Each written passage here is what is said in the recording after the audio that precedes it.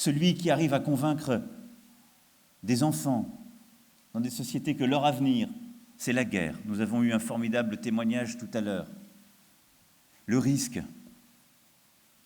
de voir parfois de véritables bombes humaines dans nos sociétés continuer à se déployer.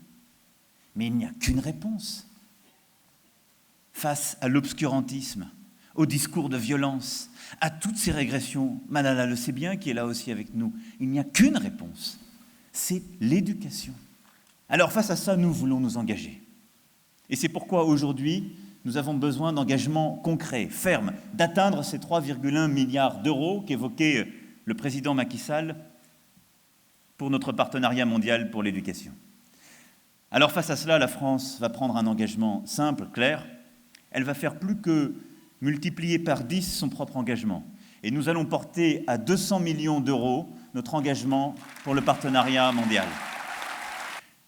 Mais au-delà des engagements financiers, il y a pour moi quelques priorités claires qu'il faut ici partager.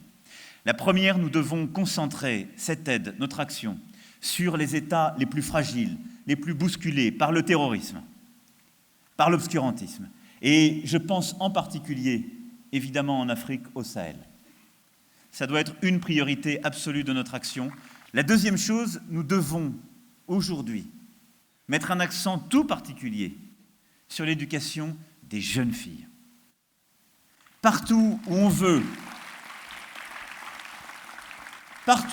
promouvoir l'obscurantisme, partout où on veut faire reculer la démocratie, partout où on veut combattre nos valeurs, ce sont les jeunes filles qu'on sort de l'école ou qu'on prive de l'école. La troisième chose, c'est que cet engagement ne doit pas être plus longtemps un engagement des seuls gouvernements. Je l'ai dit il y a quelques jours à Davos. Tant d'entreprises, nos entreprises, se développent partout en Afrique, parfois depuis des décennies, ou au Proche Moyen-Orient, dans les pays les plus en difficulté de l'Amérique du Sud. Et elles se développent sans parfois investir au regard de ces opportunités.